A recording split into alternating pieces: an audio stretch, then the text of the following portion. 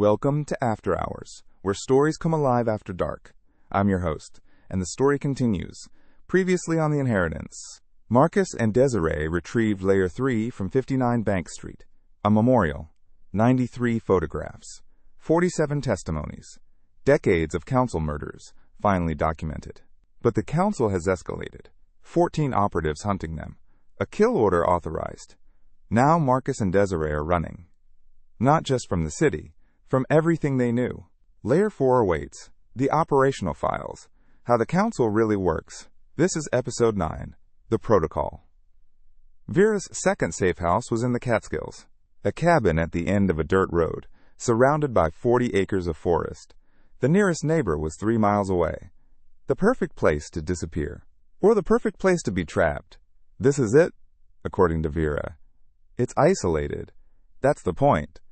The cabin was rustic but functional. Generator for power. Well for water. Wood-burning stove for heat. Someone had stocked it recently. Fresh supplies in the pantry. Clean linens on the beds. How long do we stay here? Until Vera gives us the location for Layer 4. And if she doesn't, then we figure out another way. Speaking of Vera, you made it to the cabin. We're here. What's the situation? Bad. Worse than I expected. The council has activated Protocol 7. I've never seen it used before. What is Protocol 7? Total containment. Every asset they have, financial, legal, governmental, is now focused on one objective, finding you. Your bank accounts are frozen. There's a warrant for your arrest. Federal charges, fabricated but official. Your faces are in every law enforcement database on the eastern seaboard. Quietly. They can do that? They've been doing it for 50 years. Then we have to move faster. Layer 4. Where is it? That's why I'm calling. Layer 4 is different from the others. Different how? The first 3 caches were set up by your father alone. Hidden locations only he knew about. But Layer 4. Layer 4 is held by someone else. Someone who needs to meet you before they'll hand it over. Who? Elena Vance. Elena? Elena is part of the network? She's been part of it for 15 years. Longer than me. But she delivered the original letter. She was the one who started all of this. Exactly. She's been waiting for this moment since Victor recruited her. My father's letter warned me not to trust her completely. Your father warned you not to trust anyone completely, including me. Elena has the operational files. Every protocol, every procedure, every method the council uses. Not just the financial records, the actual playbook. How they compromise politicians. How they eliminate threats. How they've maintained power for half a century. And she's just been sitting on it? Waiting. For Victor's signal, or for Victor's death. Now that he's gone, and Marcus has retrieved the first 3 layers, she's ready to move. Why didn't she give it to me at the beginning, when she handed me the first letter? Because you weren't ready. You hadn't proven you could survive. Marcus, the people who've helped your father over the years, we've all lost people. We've all seen what happens when someone breaks too early, talks to the wrong person, trusts the wrong ally. Elena needed to know you could handle the pressure, that you wouldn't crack. And 3 caches was enough to prove that? 3 caches, a kill order, and you're still standing. Yes. That's enough. Where do I meet her? She's in Philadelphia. Safe location in Center City. She'll be there tomorrow at noon. Philadelphia. That's 4 hours from here. 5, with the routes I'm sending you. You'll need to avoid the main highways and the operational files. What exactly are they? Everything. The council's internal structure, their communication protocols, their contingency plans, the identities of every operative, every asset, every compromised official. With what you've already collected plus Layer 4, you'll have enough to take them down. Not just expose them, destroy them. What about Layers 5 and 6? Insurance. Backups. Additional evidence in case something happens to the first 4. We get those if we can, but Layer 4 is the priority. Marcus, I need you to understand something. What? Elena doesn't just have files. She has the codebook. Codebook? The key to everything. Every encrypted communication the council has sent in the last 20 years. Every order, every payment, every kill authorization. With the codebook, those recordings you found at Lexington can be decoded. The financial transfers can be traced to specific individuals. It's the difference between circumstantial evidence and irrefutable proof. And Elena has been holding this for 15 years, waiting for the right moment. The moment when using it would actually work instead of just getting everyone killed. Victor always said timing was everything. He was right. We spent the evening going through what we had, spreading the evidence across the cabin's small dining table. 3 layers of Victor Cole's life work. Financial records, communications, testimonies. And tomorrow, if Elena came through, we'd have the 4th. The protocol layer. The operational files that would tie it all together. There's something I don't understand. What? Your father worked for the council for 31 years. Elena has been holding their operational secrets for 15. Why now? What changed? My father died. But he could have done this while he was alive. Released everything. Exposed them. Why didn't he? I'd been asking myself the same question since this started.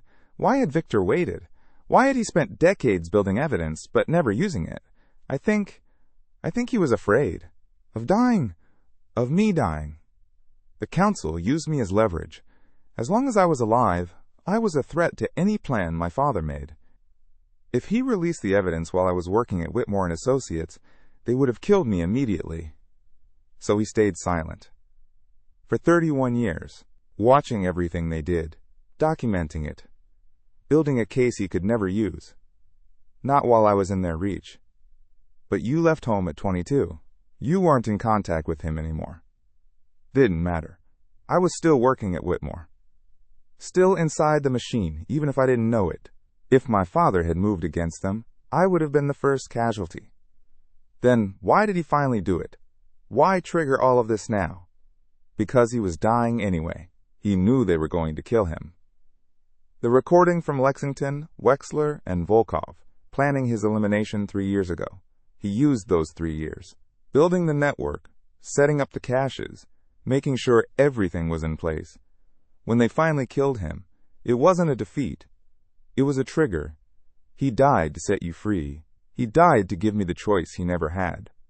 The choice to fight back. Do you forgive him? The question hung in the air. Did I forgive Victor Cole? The father who abandoned me. The father who lied.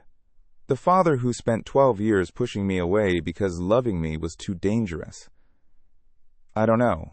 Maybe that's not the right question anymore. What's the right question? Whether I can finish what he started. Whether his life meant something. Whether any of those 93 faces on that wall will finally get justice. We left the cabin at 6 a.m., back roads through the Catskills, then south toward Pennsylvania. The route Vera provided avoided cameras, toll plazas, anything that might flag our location. Do you remember the first time we drove somewhere together? Atlantic City. 2 months after we started dating. You were so nervous, wouldn't let me drive. I wasn't nervous. You checked the mirrors every 30 seconds. Okay, maybe a little nervous. Slight laugh. Some things don't change. I looked at my wife. Despite everything, the fear, the exhaustion, the danger, she was still here, still making jokes, still finding moments of normalcy in the chaos. I didn't deserve her. I never had. When this is over, when this is over, what do you want to do? I want to go back to teaching, find a school somewhere quiet, watch 8-year-olds learn to read. I want to come home at the end of the day and not wonder if someone is watching. I want to sleep through the night without checking the locks twice. I want to be boring again, Marcus. I want our biggest problem to be whether we can afford a vacation. That sounds nice. What about you? I don't know. I've spent so long running from who I was, then running from who my father was. I don't know who I am without something to run from. Maybe that's what you figure out next. After we survive. We reached Philadelphia at 11:30, parked in a garage 3 blocks from the meeting point. The location Vera had given us was a law office, not Elena's firm, a different one. A neutral space, 7th floor, suite 714. The name on the door, Mitchell and Associates, estate planning. Can I help you? We're here to see a client. She's expecting us. Names? Cole. Marcus Cole. Tone changing. Right this way, Mr. Cole. Elena Vance was waiting in a conference room at the end of the hall. Same severe beauty. Same silver-streaked hair pulled back tight. Same expression that gave nothing away, but something was different. A weight in her eyes that hadn't been there before. Marcus. Mrs. Cole. Please. Sit. Elena. Vera says you have something for us. Straight to business. Your father was the same way. I have the operational files. Protocols, procedures, structure. Everything the Council has built over 50 years. Documented and organized. And the codebook? Yes. The codebook too. But before I hand it over, you need to understand what you're getting into. We've been dodging kill orders for days. I think we understand. With respect, Mrs. Cole, you don't. Not fully. The first 3 layers. Financial records, communications, testimonies. Those are damaging. They prove crimes. They identify victims. They establish patterns. But the operational files are different. They don't just document what the Council has done. They reveal how they've done it. I don't see the difference. The difference is exposure. If you release the first 3 layers, the 7 become criminals. Exposed, prosecuted, perhaps imprisoned. If you release the 4th layer, the entire system becomes visible. Not just the 7, everyone connected to them. Politicians, judges, executives, law enforcement officials. Hundreds of people who've been compromised, bribed, or blackmailed into serving the Council's interests. That sounds like a good thing. It sounds like a revolution. And revolutions have casualties. Some of those people in the files, they're not villains. They're victims. People who were trapped, threatened, left with no good choices. When this goes public, they'll be destroyed too. Careers, families, lives. Are you saying we shouldn't use it? I'm saying you should know what you're doing. Victor spent 31 years building this weapon. He never used it because he understood what it would cost. Now the choice is yours. Why did you wait, Elena? 15 years. Why not use it yourself? Because I'm not Victor's son. What does that mean? It means I don't have the standing, the story, the moral authority. I'm a lawyer who worked for the Council for 19 years. If I released this, I'd be dismissed as a disgruntled employee, a conspiracy theorist, a woman scorned. But you're the son who didn't know, the innocent who got caught up, the insider who saw too much and chose to expose it. You need Marcus to be the face of this, the face, the voice, the story people can believe. Victor understood that. It's why he built this entire structure around Marcus. The letter, the wooden box, the caches, the breadcrumbs leading from discovery to discovery. It was never just about the evidence. It was about the narrative. I sat there, processing. My father hadn't just left me evidence. He'd left me a role to play, a character in a story he'd been writing for 31 years. And now I had to decide whether to perform it. The codebook. How does it work? It's a cipher key. Every communication the Council has sent internally for the past 20 years uses a rotating encryption. The codebook contains the master decryption sequence. With this, the recordings you found at Lexington become fully readable. Every voice identified. Every statement decoded. The financial transfers can be traced to specific individuals. The kill orders can be attributed to specific members of the 7. It turns circumstantial into definitive. Exactly. And the operational files themselves? Structure, protocol, method, how the Council recruits, how they compromise targets, how they launder money, purchase loyalty, eliminate threats. There's a section called the protocol. It's their response playbook, what to do when exposed, how to contain scandals, how to discredit accusers, like what they're doing to us right now. Exactly like that. Federal charges, frozen accounts. Your face is in every database. They've done it before. Dozens of times. Every threat that's ever emerged against the Council has been neutralized using these protocols. Until now. Until now. Give it to me. Are you sure? People are dying. Have been dying for decades. 93 faces on a wall. And those are just the ones my father could document. I'm not walking away from this because some people in the files might be victims. They made their choices. So did my father. So did you. Now it's my turn. Then it's yours. Layer 4. The protocol files. The codebook. Use it well, Marcus. Victor spent his life gathering this. And you? I'm leaving the country tonight. I have a contingency prepared. When this goes public, the council will come for everyone who touched it. They'll come for you too. You need to be ready. We will be. Elena left through a side exit. A car waiting. Another country by morning. Desiree and I sat in the conference room, surrounded by documents. That's it? She just hands it over and disappears? She's been waiting 15 years for this.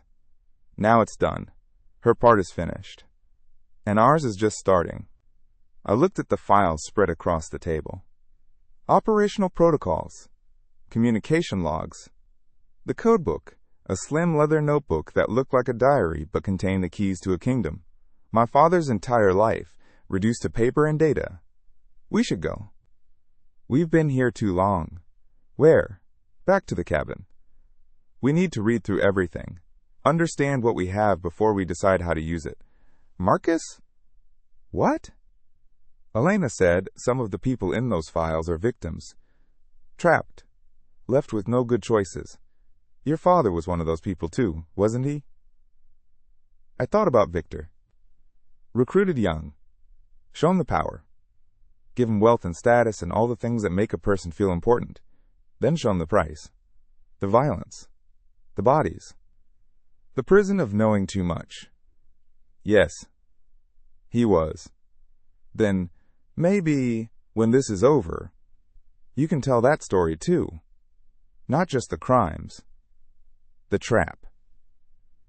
How good people end up doing terrible things. Would it matter? To someone out there right now being recruited the same way your father was? Yeah, it might. Not everyone deserves to be destroyed, Marcus. Some of them just need a way out. I looked at my wife, this woman who'd been a third-grade teacher a week ago, who taught children to read and never imagined she'd be weighing the fates of corrupt officials.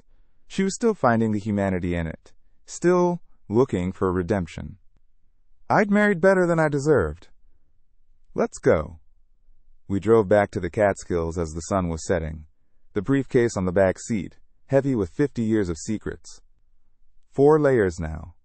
Financial records, communications, testimonies, protocols. 2 more remained. Insurance, backups, additional evidence. But Vera was right. With layer 4, we had enough. Enough to expose the 7. Enough to prove the crimes. Enough to burn the whole structure down. The question was how to use it. When. And what came after. Elena said they'd come for everyone. She was right. Protocol 7 was already in motion. Warrants. Frozen accounts. Our faces in every database. We couldn't run forever. At some point, we'd have to stand. At some point, we'd have to release what we had and face whatever came next. I thought about the cabin in the woods. 40 acres of isolation. The perfect place to plan. Or the perfect place for a last stand. The story continues tomorrow. 4 layers secured. The codebook in hand. The protocols that have protected the council for 50 years. Finally exposed. But the council isn't waiting. Protocol 7 is in motion. And the cabin in the woods may not be as safe as it seems. Layer 5 awaits. Insurance, contingency, or trap. Episode 10. The contingency. If you want to find out what happens next, hit subscribe and turn on notifications. New episodes drop every single day, after hours, where stories come alive after dark.